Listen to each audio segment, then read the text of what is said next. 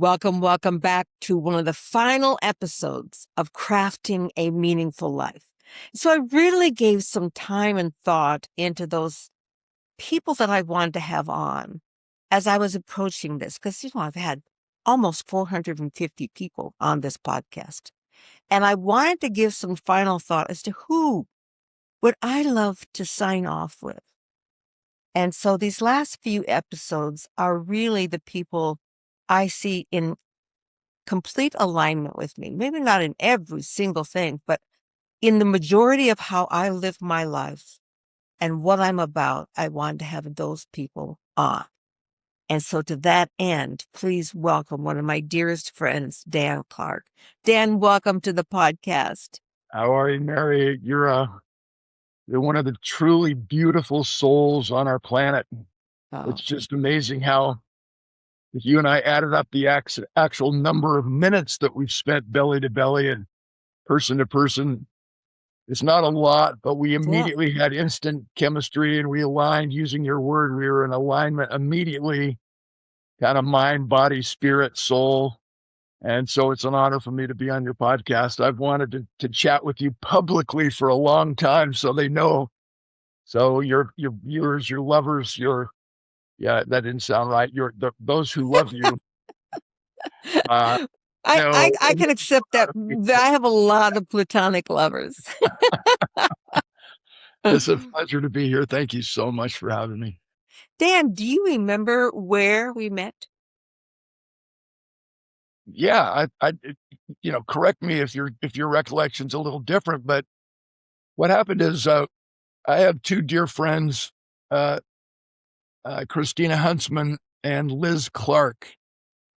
And every time they would invite my wife and I to one of their galas or one of their special dinners or one of their functions. Or a child's wedding. I mean, weddings. Yeah, thank you.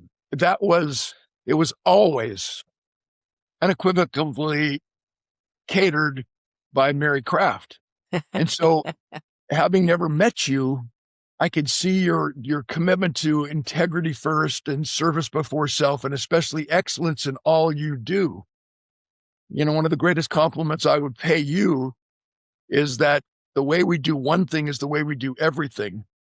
Yeah. And practice as an athlete, I played football, basketball, baseball, ran track, the whole deal. I was an All-American. I know, you're 6'5", you're fabulous. Yes. What happens is if you don't practice at the highest level possible, you can't expect to perform on game day at the highest level possible. Cool.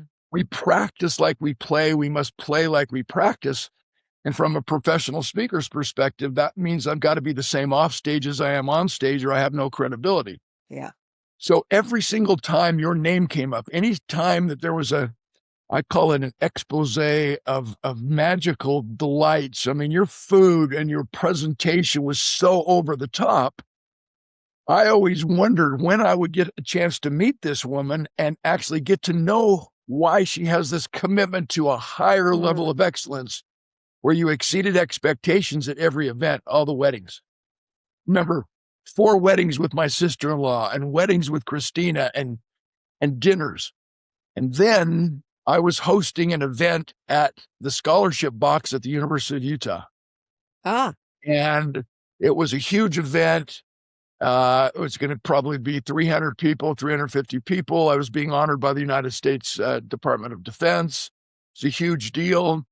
And they told me that I must use Mary Craft as the caterer, because you had the exclusive, unique contract with the scholarship box at the University of Utah football stadium. Yeah. And I'm like, that's who I would have called anyway. And then the event was postponed and you decided to hang up your cleats and you retired. Yeah. So I never had that event. It was at a different venue. But yes, and I think, so now you know my recollection of you, but I can't remember when we first met, because I was probably a bumbling idiot going, oh my gosh, it's Mother Teresa. Oh my gosh, it's Jacqueline King. Oh my gosh. So all right.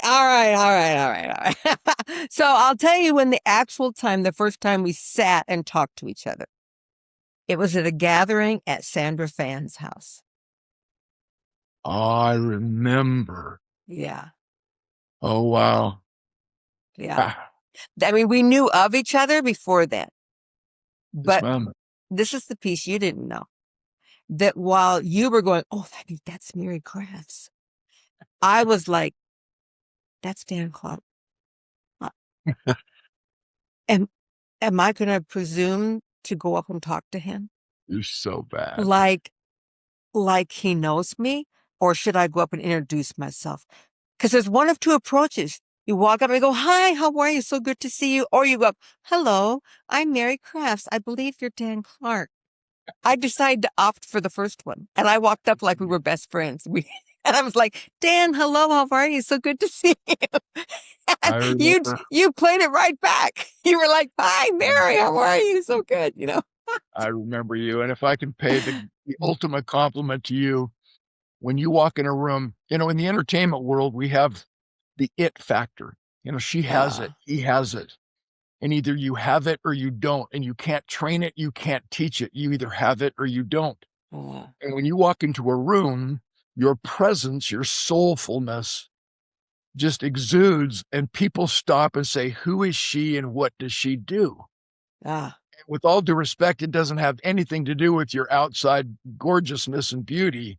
It has to do with it doesn't. something that's Yeah, intangible, is something that's ethereal that basically says, wow, it's like this glow that just kind of walks in and lights up the room. And when you leave, people notice. And in the lyrics of one of my hit songs, my love song, Real Man, isn't that the purpose of every relationship? Isn't that the goal of every relationship, personal and yeah. professional, to have everybody leave us saying, I like me best when I'm with you. I want to see you again. I like I me love best when that. I'm with you. I want to see you again. That's Mary Craft 101. That's Mary Craft Uh, 303. I think it can be taught. And it can be not taught like you're going to have class 101, how to be it when you walk in a room. That, you're right, cannot be taught.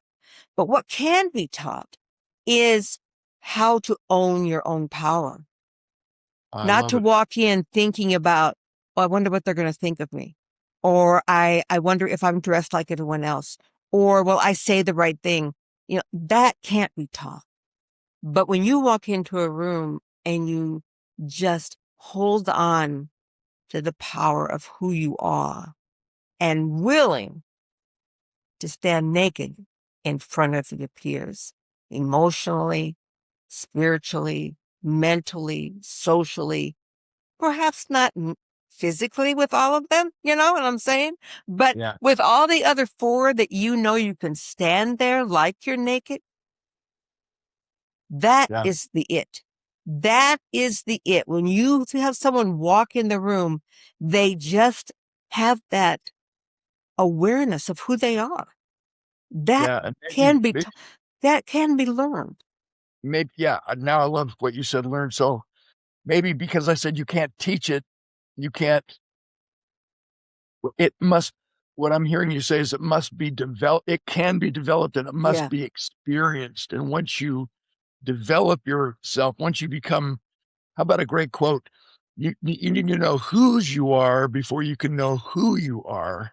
Ah, And when you're connected to the universe, when you're connected to a divine source, Almighty God, as I yeah. call, once you know whose you are and you understand your divine potential, you're endowed with these spiritual gifts of forgiveness and love and respect and honor. Uh, Maybe that's Yeah. where the development process begins. I know you have helped so many men and women develop this it factor. So I'll retract my words as far as you can't teach it, But you can but learn it. you can learn it if you have the right person like you who can turn decades into days.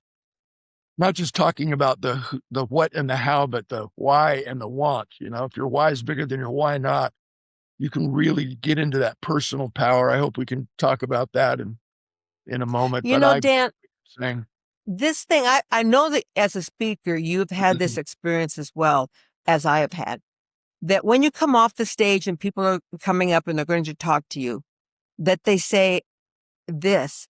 I don't have men say this to me, but I have women say this to me. when I grow up, Mary, I want to be just like you. I want to be you. And I always smile and I accept the compliment because it's meant as a compliment. But then I look them in their eye, and most of the time I'll grab a hold of their shoulders so they can't move their gaze. And I said, ah, and that's the beautiful part, is because you already are. If you weren't already the same being that I am, you wouldn't see this in me. You'd see something else. You would be jealous of me. You would see boasting in me. You'd see a narcissist in me, because that would be what was reflecting from you. But the fact that you see this beautiful, loving individual means that you already are, or you wouldn't see it in me. And that moment of recognition in their eyes of when they like, I already am. That's me. I just have to own it. I'll tell you, that's the greatest joy. That moment when I see it in their eyes. Yes, and I know they know. If I can share an experience to validate that, yes, men will come up to you and say that as well, even though you said just mostly women. Let me share a story. So I was the first speaker at the very first women's military symposium in Washington, D.C. And I was the only man in the room. So I walk into the huge ballroom and there are 3,000 women in military uniform. God bless my soul. And I'm introduced to speak. And I decide I'm going to flatter one of my dearest friends, 3-star Air Force General Maggie Woodward, the first female combatant commander in the history of any military conflict in the world. Amazing. And I'd spoken for her when she was a 1-star, 2-star, 3-star. She was in charge of Air Force One. She had some amazing commands. And so in front of all these women, I start my speech and I said, with all due respect to all of you women here, I just want to acknowledge that 3-star General Maggie Woodward is one of the finest female general officers in the entire United States military. Wow. And all of a sudden, Maggie stands up and interrupts my speech. She says, Danny. So I knew I was in trouble. She goes, Danny, I'm not one of the finest female general officers in the United States military. I'm one of the finest general officers who happens to be a female, and don't you ever forget it. And I said, yes, ma'am. Right. So here's my point to you. My second compliment to you. Men can only be role models to a man. That women can be role models to both a man and a woman, because you can get men to do things that other men can't get us to do. Yeah. So when we start itemizing leadership qualities and our power of influence, let's not make it a gender issue ever again. You are a role model, Mary, to so many men and so many women and so many children and so many athletes and so many people who can't cook. Their idea of culinary excellence is toast in a glass of ice water. And yet you still inspire us. So please, that's another one of my hot buttons. I am on this crusade. I'm such a fan of women in business. And when I meet extraordinary women and they come to me because, Hall of Fame speaker, and I have this program, Speak Like a Pro, and I can help you with your storytelling. And they come to me and they say, we want to be, I want to be a professional speaker. Can you help me? And I'm like, absolutely. And then where it goes crossways is I say, so who's your target audience? And they say, I want to speak at women's conferences. And I always say, I was a keynote speaker at the Salt Lake Chamber of Commerce Women in Business Conference. And I was the only guy on the program. You were? I'm like, yeah. Every single stage I've ever been on should also be occupied by an amazing woman to make my point. So instead of us segregating who we think we can influence, a role model is a role model. Yeah. And you are a role model, my dear, even though you're I don't even know how tall you are. You're 10 feet tall to me when you walk into a room. 5'5". I'm not very tall. Yeah, and I'm 6'5", so that's perfect. I hope that makes sense. It does make sense. And You know, the I women feel watching, like, the go women ahead. watching, you realize there's so much more than perhaps focused just on women's issues. I spoke at a women's conference at the University of Illinois in Champaign, 7,500 women in the arena. And the only two speakers were me and Dr. Phil. Whoa. And afterwards, I was in the green room. I had about an hour and a half before I had to catch the limo to ride back to the airport. And so I'm in the room with all these powerful women who had organized and created this event and conducted and executed it. And they finally said, "Hey, so what do you think?" Because I'd been there all day. And I said, "Can I make a suggestion?" And the woman in charge says, "Oh, yeah." I said, "Every man in your life should have been here today to hear what I heard." And she kind of grimaced and she said, "Well, that's the challenge. If the men in our lives were here today, we wouldn't have talked about what we talked about." I'm like, "No, there's your challenge." So to your point, be naked emotionally, mentally, spiritually. Let's just connect. Back in the day, both of us are old enough to remember the accusation, "Man, you got to get more in touch with your feminine side. Come on, guys." This toxic masculinity, that really bothers me, where people are trying to beat up men. What we have to do is focus in on a genderless agenda and say, how are we supposed to be? Loving, forgiving, listeners, compassionate, empathetic. All of those are genderless qualities that you possess, that I hope I possess, and that's why we connected. Yeah. And that's what it's really all about, that I believe is the Mary Craft difference that you've made in every community, in every meeting, in every room that I've ever been in with you. Wow. Thanks, Dan. That's why I see us so much alike, is because that is exactly who you are. No one ever meets Dan Clark and thinks, "Oh, there's a guy. I'd love to know what he's really like. I'd like to be a fly on the wall in his house." No one ever thinks that. Thanks. Now, do we say that about other people that we think about? I mean, you can think of a dozen people just like that you think, "I'd like to be a fly on their wall in their house." But that's not the case, because people know that, the old phrase of, we walk the talk, we talk the walk. It's the same. And you're the expert with your background. You're the expert in the recipe of love, the recipe of forgiveness, the recipe of elegance, sophisticated elegance, polished professionalism. Mary Craft, you're all on the same page in the dictionary. Jeez, I should have had you on here every week. I don't know what I was thinking. But I know that it's authentic, and I know it's genuine from you. Yeah. And the same thing with when I told you that, as I chose you, this is before the podcast started, I told you I chose you to be on this last month of my people. And why I chose you, because my one goal was to have Oprah on someday. And after 8 years of podcasting, and she still hasn't accepted my invitation, who else did I want on this podcast before I ended? And it was just very clear to me. I want Dan Clark. I want Dan Clark. You are. And I reached out, and you just said, "Absolutely. Send me the invitation whenever you want it." I'm like, "Okay, there you go." Done. And you mentioned something that I think is a key piece for me, and for everyone. I think it's a key piece about this idea of excellence.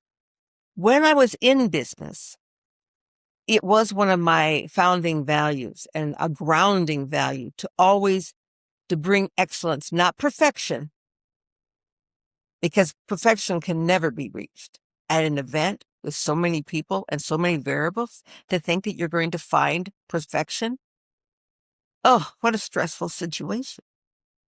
But that I could bring excellence every time I showed up. Excellence with my staff, excellence with my food.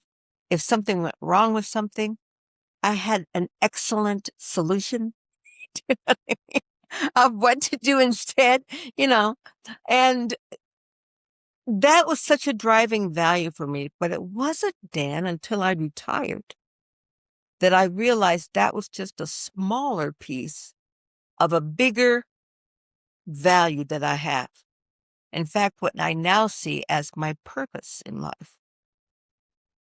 My purpose in life is to simply be my very best, whatever I can be. Not more, not less, not perfect, but my very best. But the greatest part about this is people say, well, that's kind of a narcissistic approach to life. It's very focused on you. And I said, well, actually, it's just the opposite. Because my very best self wants exactly the same thing for you and for everyone. I love My it. best self isn't that I have more than you. It's that we get to be the same, the one. That's how I have this mantra of oneness. It's I not that love it. we are going to be the same. It's that we are one. And that has brought me to a position beyond excellence, to a position of simply my best. And I want that for you too. I love it. You know, I've thought a lot about, I'm a wordsmith and I've written my 37 books, and I think a lot about 37 books. haha. Jiminy I, Christmas. I contemplate words a lot, and a lot of people, you brought up the word purpose, a lot of people interact, they amalgamate the words purpose and meaning as if they're the same. Oh, And you explained it perfectly, but may I just give it a title? The yes, purpose of please. life. This is Dan Clark 6 and 2, but I agree with you. I'm just using a different word. Yes. The purpose of life is exactly what you say it is, to become the very best version of yourself. Yeah. The meaning of life is how it? you take your best self and help others become the best version of themselves. So purpose and meaning are not the same. Purpose, it relates to every single person on this planet.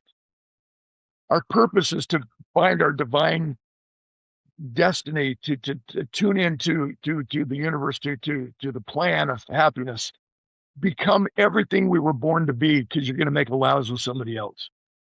Yeah. But the meaning of life, not everybody catches. There's a lot of folks just kicking back on their self. There's a lot of folks complaining. There's a lot of folks who are not engaged in service before self. There are a lot of bigots. There's a lot of discrimination. You're putting somebody else down to make themselves feel better about who they are. All of this chaos, all of this turmoil, they're not catching the meaning of life. And the meaning of life is created. The meaning of life is created by our outward look on others of how may I serve him? How may I serve her? How may I lift them up? When John Huntsman Sr., he gave me one of the greatest recommendations on my flagship book, The Art of Significance, Achieving a Level of Beyond Success. He said, a person strengthens him or herself greatly, or the greatest way in which a man or woman can strengthen themselves is to reach down and lift someone else up. My own little commentary, but obviously we're in alignment because I just threw in a different word. I really love that, Dan, because it is the same thing we're talking about. Yep. And that when we are able to do that for ourselves and for others, there becomes this unity of what we're about.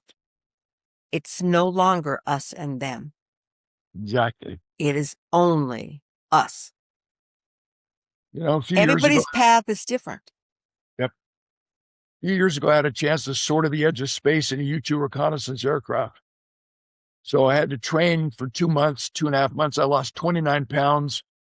I checked onto the base, was fitted into my 130-pound spacesuit, went through 2 days of complete orientation, introduced my commander, and we climbed aboard the aircraft and immediately climbed over 17 miles above the Earth's surface, where for over 5 hours I sat in the sounds of silence, looking at the breathtaking curvature of the Earth, you know, gazing into the endless blackness of the universe, pondering eternity, my place in it. And it was crazy because I'm very philosophical. I've read one book a week for the last 16 and a half years, and I really am proud of that. And I couldn't help but tear up my space helmet and become an eyewitness to the words of Ralph Waldo Emerson, who said, "The mind once stretched can never return to its original dimensions." And when we landed after the 5-hour sortie was over, I was never the same. And, in my TED Talk, I explained that when I landed, I would never be the same because when we took off, I was never an environmentalist. It was always my air, my water, mind your own business. And when you finally see the curvature of the earth, when you finally get in that atmosphere, to your point, you realize it's our air, it's our water, it's our earth, and we have the same stewardship to take better care of it. But more importantly, Mary, I realized that every border, every landmass border in the world, on our globe, on Earth, is man-made, not God-made. And so we're killing each other in the name of the same God who organized and created the earth.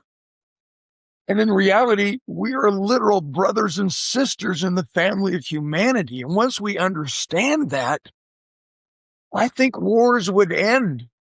I think conflict would minimize because we're looking at someone as a brother, as a sister that we can argue with in our homes. But at the end of the day, with the rebound rate, we still love each other. We still lift one another up to become the best version of ourselves.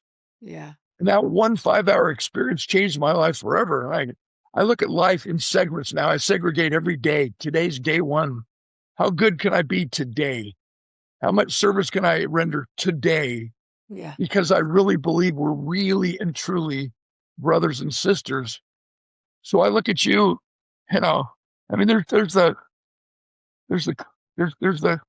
suggestion you got to be friends before you can be lovers. Well, yeah, vice versa. So, I look at you as a beautiful woman, sexy, sassy, smart, strong, all of those wonderful romantic terms. But I also look at you as a soulful sister, Yeah. created for the same purpose that I am, to become the Yeah. best I can possibly be, to help you become the best you can be. And when the water in the lake goes up, all the boats rise together. So again, I think we're just validating why we're in alignment. I love you. I honor you so much. Thanks, Dan. That's why you're here, because I feel the same. Huh? I look at any problem in the world you can throw, and when I put this out, of course, there's always, the naysayers who want to put something out there to show you that you're wrong, And the most used description, if you're going to compare anything to anything, the number one guy is always, well, what about Hitler? You know what I mean? I'll tell you, he may have fulfilled his destiny just to be that for us. To stand up and say, I'm what you don't want to be. Now be your best self. Yeah, you can be an inspiration or a horrible warning, like Keith Richards. Yeah. He's an inspiration as a guitar player, but he's a horrible warning that you should never take heroin, Come on. There's a lot of those guys out there. Let me just tell you, right? What's the guy from Eagles? Joe Walsh. Yeah. And I went to a concert, a couple of their concerts in the last couple of years. And this one, you'll like this. He says, this is what I can tell you at this age in life, because he's in his 70s. He goes, it was better to be in your 20s in the 70s than to be in your 70s in the 20s. That's funny, yeah. There's a guy that, rode life hard. Oh, yeah. Was put away wet. Yeah, we know that feeling. Yeah, we know that feeling. And, when I think about all those people through life, you really can see the universal principles through all of these things. And the counterfeit things that people put in place to find that one and only thing, Dan, which is love, acceptance, worth. And so we go about crazy ways of finding that. Yeah. Even Hitler, himself, in the end, was looking for his own version of love and acceptance and worth. Yeah. And in order for him to be of worth, he had to make so many other people less than. Exactly. And couldn't we just say to everyone, wouldn't that be the way? Listen, drug dealer, I know you think what you want is power and control and that you want money at all cost. But in the end, what you really want is this. And is this going to take you there?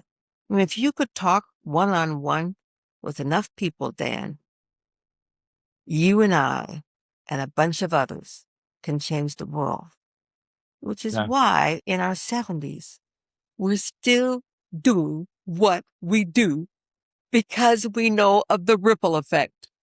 You got it. Absolutely. Think about it.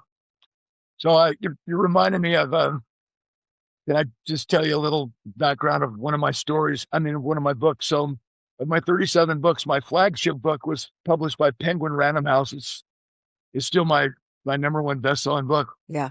And it's called The Art of Significance, Achieving the Level Beyond Success. I brought it up a moment ago. And when I finished my book tour, I realized that the number one most frequently asked question was, what's the difference between success and significance? And I answered it with this story. I was in a conversation with one of my football teammates who was drafted into the National Football League in the second round by the Philadelphia Eagles. Yeah, he was really good. And after 2 years at the Eagles, he was traded to my Oakland Raiders. And after 4 years in the league, playing at the highest Pro Bowl level, one day he walks out of practice, quits, never to play again. Why? He loved being a football player, but he hated playing football. He got what he thought he wanted, but he hated what he got. He loved the celebrity perks and the fame and fortune that allowed him to live a life we call successful, competing against others, nice house, nice car, nice, holidays, nice toys. But because his inner voice and his true purpose in life and meaning in life was misaligned with what he did, and because he hated what he had to do to become successful, he would never, ever become significant, and he would die with his music still in him. So bottom line, successful people get what they think they want, competing against others by focusing in on what matters at the moment. But those of us who are striving to live lives of significance by competing against ourselves and what we're capable of, actually want what we get by focusing in on what matters most, which is what lasts the longest. Yes.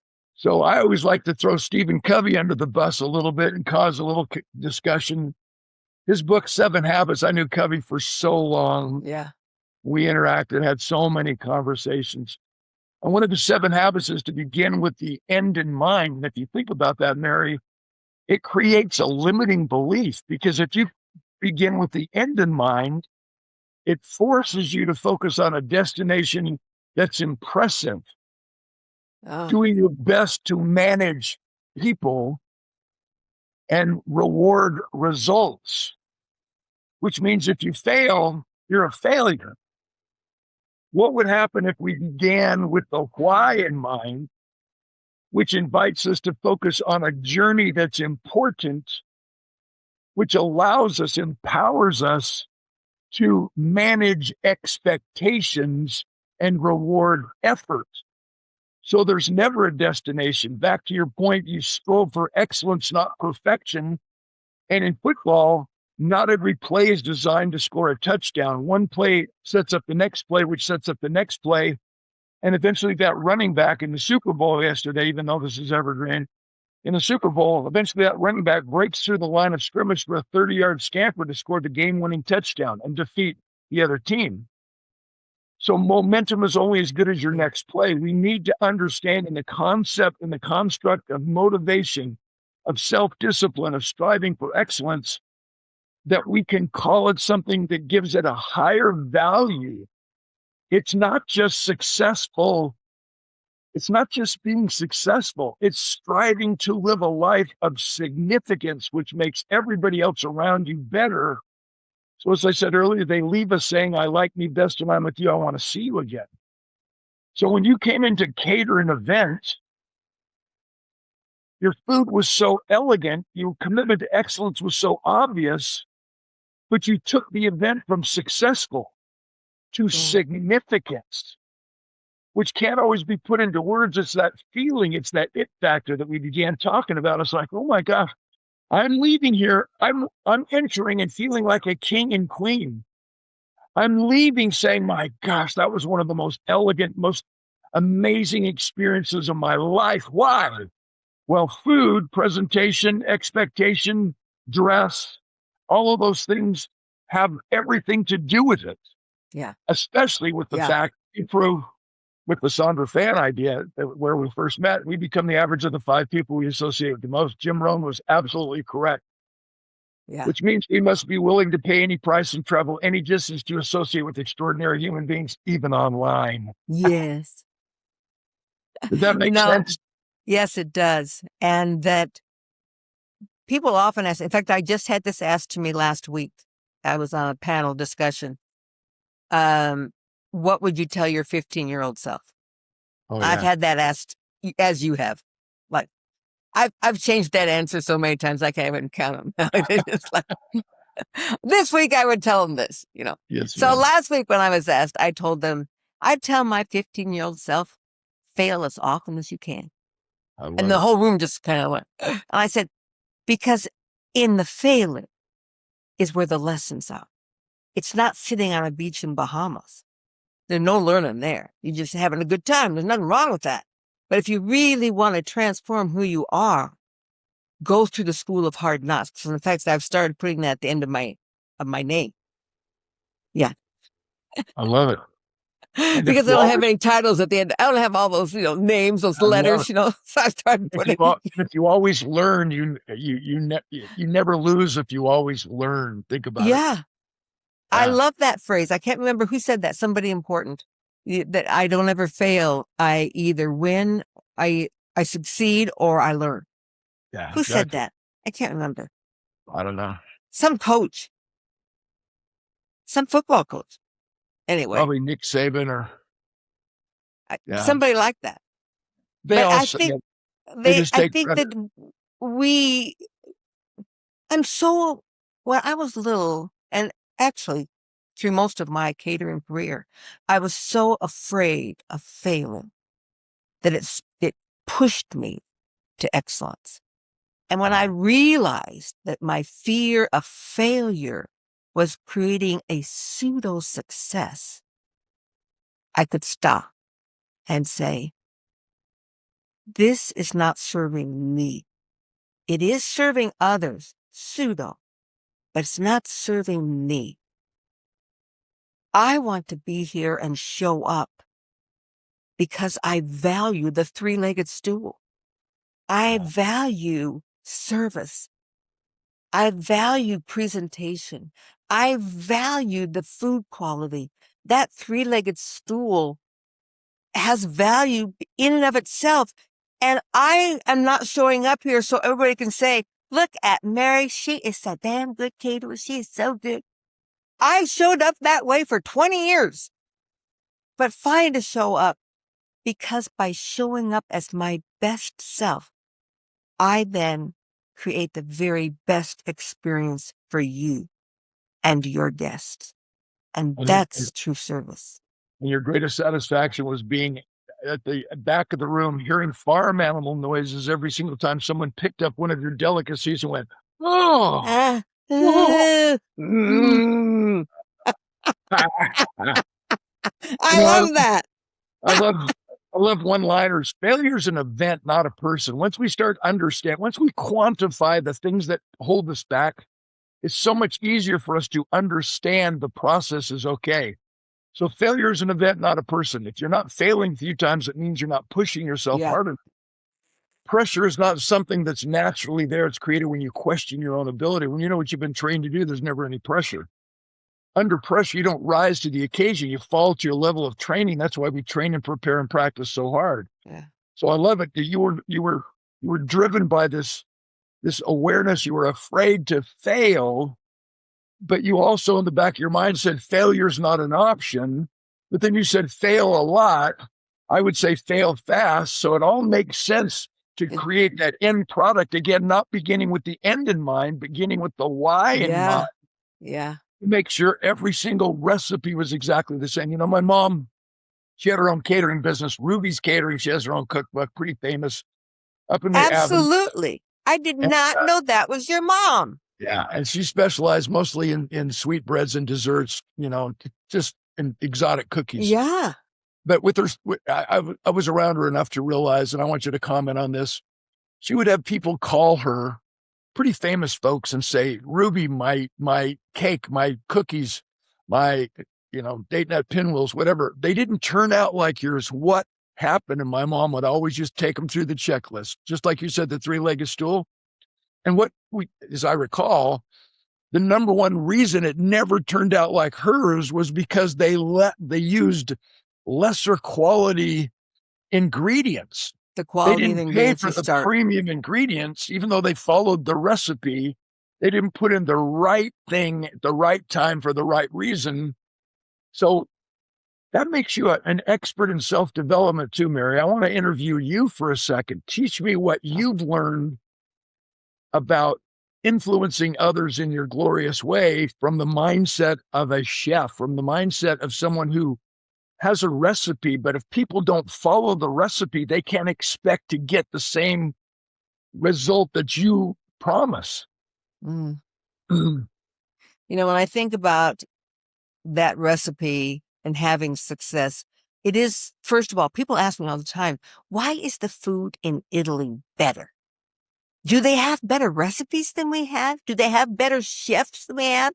Actually, no. There is one and one reason only, and that is the quality of their ingredients. They go across the street to get their meat. They go to the cheesemonger down on the corner who makes their cheese. They get their butter from the local farm. Their greens are harvested and brought into them daily. They have a plethora of quality ingredients that we will never achieve unless we live on a farm. That's why it tastes different. Their chefs aren't better and their recipes aren't any different. But maybe they add a little bit of love because they're connected to the land and to the people. And that Italian kitchen is still where you see the mama. Gather the meat, come in. We're going to have the nice pasta today. I make all day just for you. Everything that went in your mouth was made with love.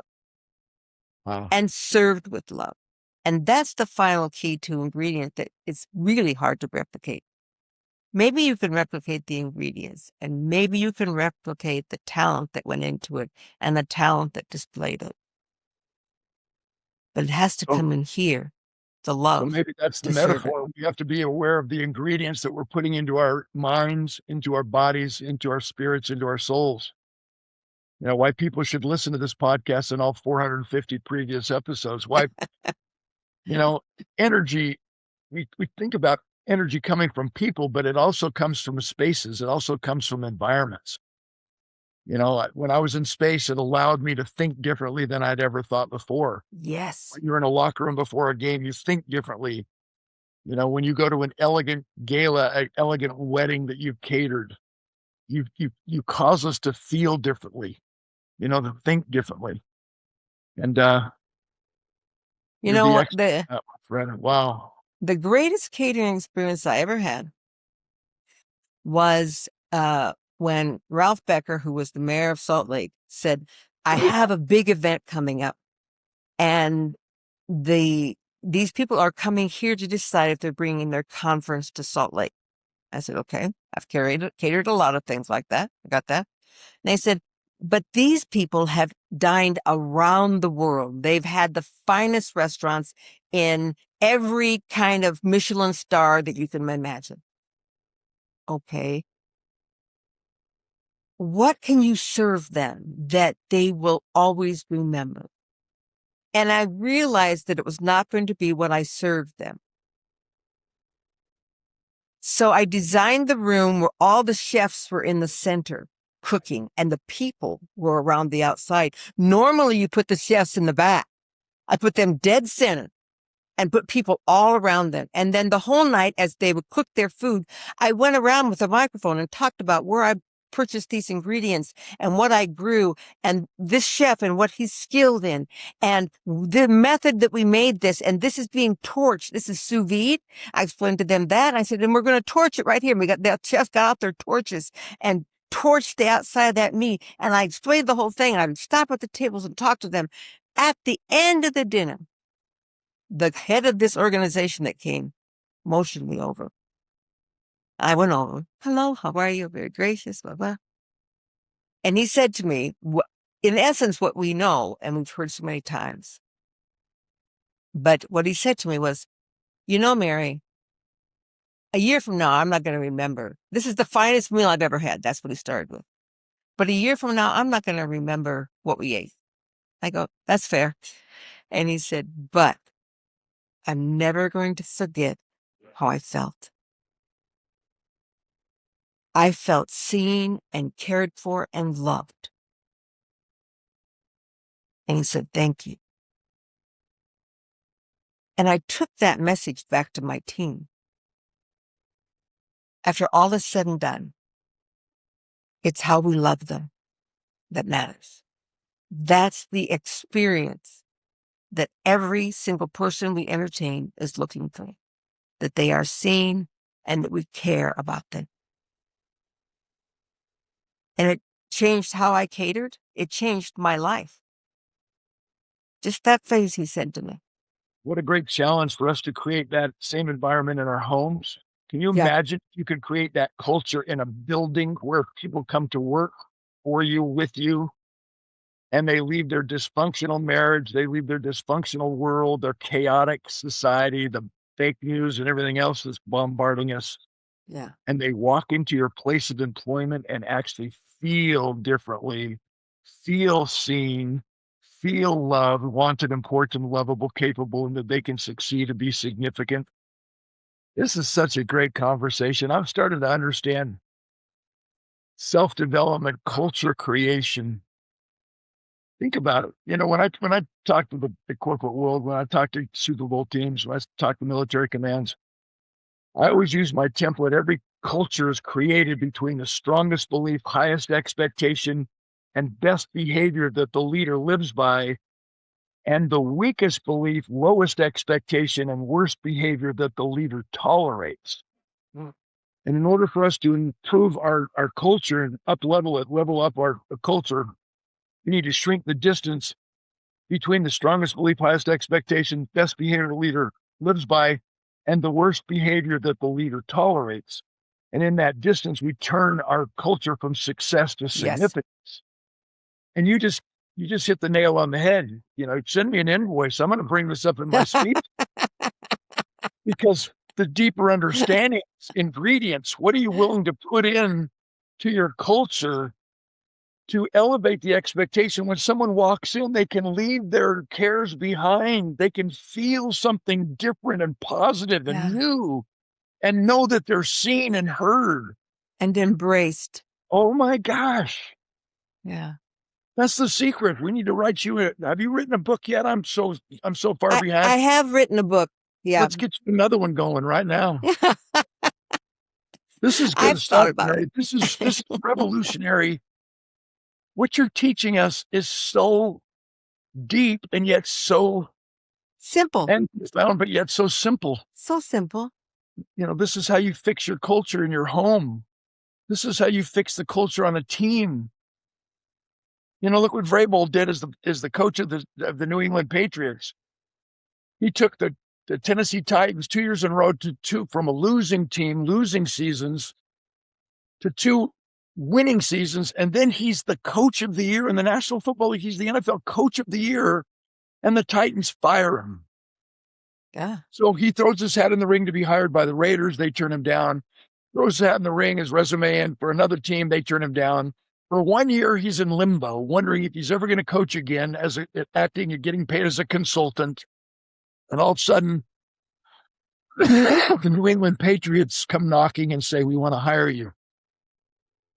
And he turned almost a last place team into a Super Bowl contender. They played in the Super Bowl. He did that in one season because he changed the culture. He had the same ball players on his team. Yeah. He had the same ingredients, but somehow he elevated their quality, however you do that. You know, like you said, he developed the it factor, but he created that culture, that elegance, that's feeling of being embraced, that you matter, your position matters. Even if you're second string and you never get on the field, you matter. And look what happened in 1 year. Because of Mary Kraft's philosophy, maybe you're going to be the new NFL coach in your retirement from podcasting. Wouldn't that be a hoot? You know, one of the things I love, I've read so many stories about the SEALs, the Navy SEALs. Yes, ma'am. And, you know, about how that the night before they go out for their final thing and they tell them, you know, so many of you are not going to make it. This is going to be the hardest thing you've ever done. You're going to see that you're really not who you think you are. I mean, they give them all the discouraging thing that I'm just like, never say that to somebody, but you know, that's what they do. And they say, and if you want to leave in the night, as you're here on the beach, you just go up and ring the bell. And that's it. And you can get out. You don't have to do this. No one's going to know. You don't have to ever tell anyone. Because we don't, you know, chances are, I mean, they're just horrible to these guys.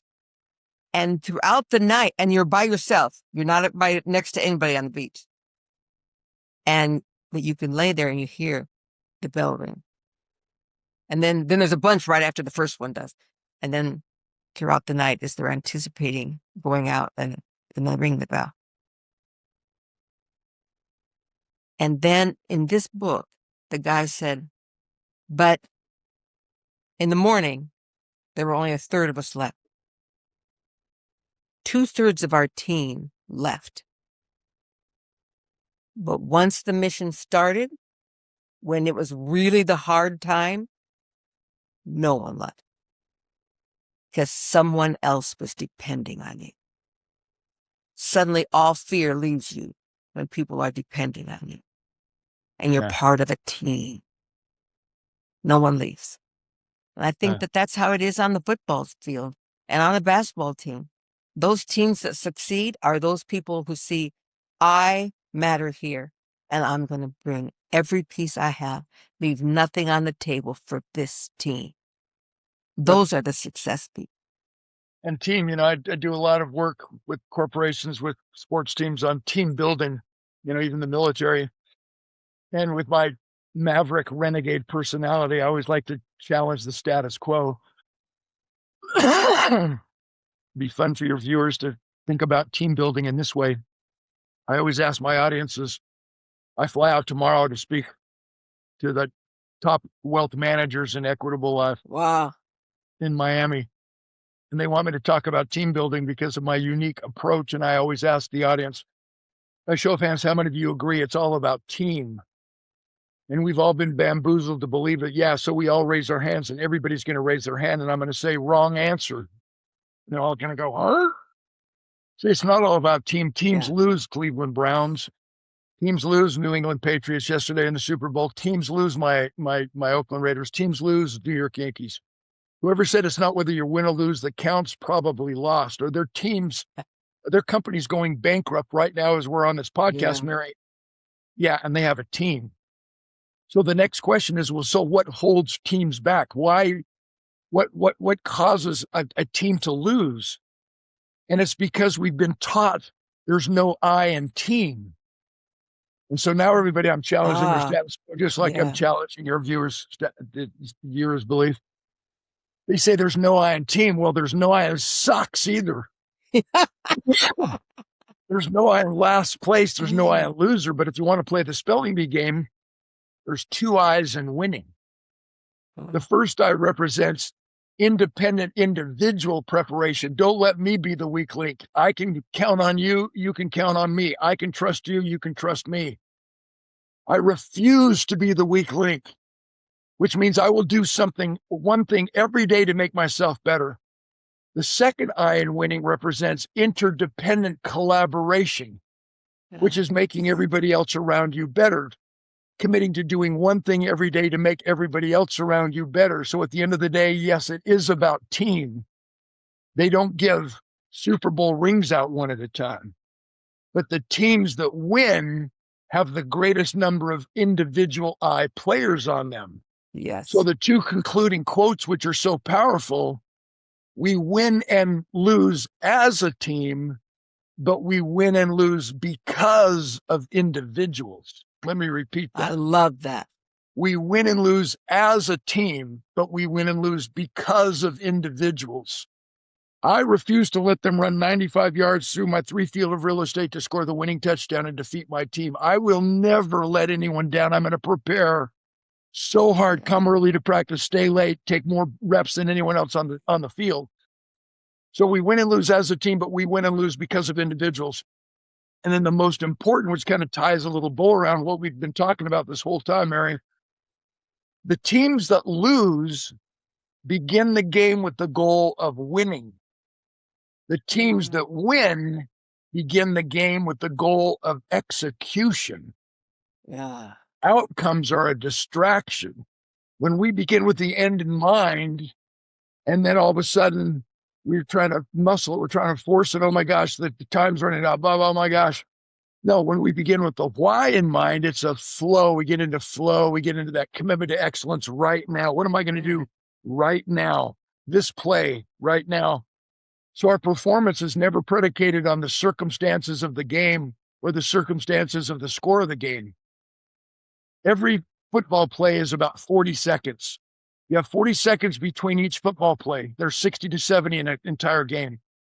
And every football play lasts about 6 seconds, which means you have 34 seconds in between the next play to decide if you're going to wallow in the misery of your mistake in the past, or if you're going to let go, learn, focusing on what can I do right now to be the best I can be right now, not allowing the circumstances of the score, the circumstances of the game to affect my execution, my dedication to excellence right now. And when you just focus in on executing, when you just go out on a golf course and say, I'm going to focus on being the very best golfer, one swing at a time I can possibly be, then winning the tournament takes care of itself. Winning the game takes care of itself. So I love talking about team building as you break it down into ingredients. Who are you off the field? Character in the locker room. All the things that we've been talking about apply to championship performance on the football field, basketball, cooking, life, marriage, the whole thing. I think, Mary Croft, we got to help you write another book. I don't know what we're going to call it, but it's kind of the catch-all, it'll be the recipe book for life or something. I don't know, but you figured it out, my friend. You've elevated my thinking and my feelings so much in this call. Thank you. Thank you. Thank you. I knew you'd do that with everybody in every conversation, but I've never spent this much time talking to you before. You are amazing. Thank you.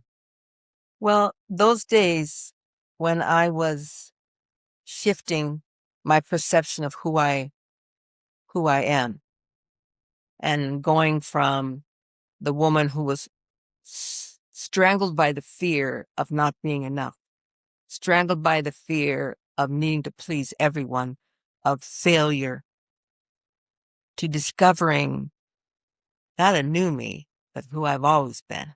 I love it. Moving from 284 pounds to 140 pounds without surgery or injections. They didn't even have that stuff back when I started this process. It was every day, I'm going to bring my very best self today. And I'm going to leave nothing on the table. When I was at the gym in my big black sweats on the back row, trying to walk 15 minutes on the treadmill, I'm going to leave nothing on the table today. Can you walk another minute, Mary? I would have this going in my head. Is this your very best, or is there more inside that you've always left on the table? Is there? Yes, you can walk another 5 minutes. Go. And bringing it then, not just one day, but every day, allowed me to step into this space that I am now, to be able to be all that I am and invite others to this space. I And your want to be here beautiful by posts, myself. your beautiful posts in the gym. Atta girl. Yeah, I don't know if your It viewers. weren't always that way. It's yeah. I had no idea. I'm in shock and awe. That's so cool. What a story. What a journey. Yeah. And it just Yeah. spilled over into your profession. I mean, how cool is that? Yeah. It did. Dan, our time is so far over, I can't even begin to tell you. But I knew this one was going to be. I knew it was going to be. I mean, seriously, if this were like a year ago, I would invite you to come back. But here it is. It's the end, So I'm taking plenty of time here, but I want to ask one last thing of you.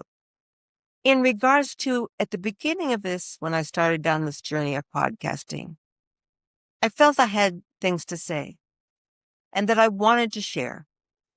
But my topic was so broad. I wanted my topic to be, this is how you craft a meaningful life. So in closing, I want to ask you, now that you're close to my age, I'm 72, you're 70, so still we'll say the same. You're at this age in your life, and you've spoken on the biggest stages around the world. Tony Robbins, he has nothing on you. He wishes. He wakes up in the morning and says, oh, if I could just be Dan Clark. You know what I mean? 37 books. I mean, seriously. Okay. I mean, what else is there left to Dan to accomplish? And yet, I know you well enough to know that you are still every day pondering, how will I craft a meaningful life today? Mm-hmm. What keeps Dan moving forward? That's such a great question, Mary. We've all heard it. I've been on panels. I've been in the audience where someone has asked a panelist, what keeps you up at night? And Yeah.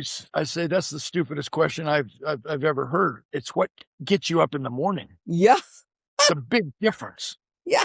What is worth getting up for early and waking up early and staying up late, dying with, climbing, not in the base of the mountain.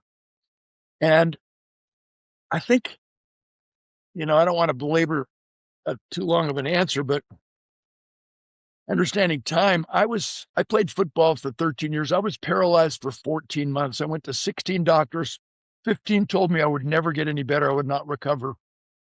And my eye drooped. I had loss of speech momentarily. My right side was paralyzed. My arm dangled at my side. 14 months.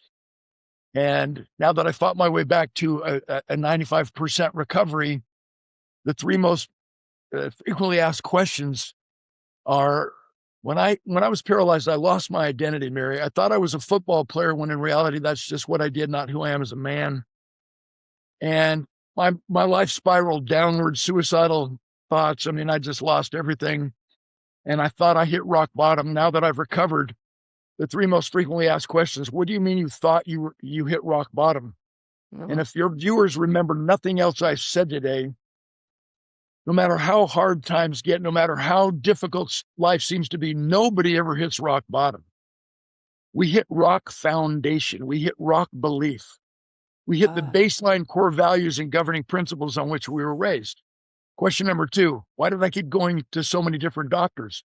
I kept going from doctor to doctor until I found one who believed I would get better, who reminded me knowledge is power, but it has no heart. We don't learn to know, we learn to do. Tongue in cheek, all the information in the world is going to make a person successful. It's like the guy who has 3 PhDs, one in philosophy, one in psychology, one in sociology. He doesn't have a job, but at least he can explain why. So, moral to the story, to be disciplined, healthy, and significant, we must be willing, as I said earlier, we must be willing to pay any price and travel any distance to associate with extraordinary human beings. Reason leads to conclusions, but it is emotion that leads to action. Reason leads to conclusion, but it is emotion that leads to action. Yes. And then the last question, which is the most profound answer I can give you. What took me so long to pivot? What took me so long to recover? What took me so long to believe in myself again? What took me so long to take action and recover? I stayed paralyzed for 14 months because I was asking the wrong questions. I was asking the doctors how to get better when I should have been asking myself why. And once we answer why, figuring out the how to becomes clear and simple. And I don't want your viewers to think that this was a rah recovery. Come on, Clark, be a big boy, cowboy up. No, it was based in neuroscience. So when we only focus on the what and the how, we only engage the head, the brain. But when we add to that a passionate why and a compelling want, which means our why is bigger than our why not, physiologically proven, our blood pumps more rapidly, our brains fire, and our muscles magnify, which maximizes our energy and maximizes our performance. So I have never missed a speech. 6,000 audiences, 79 countries for 40 years.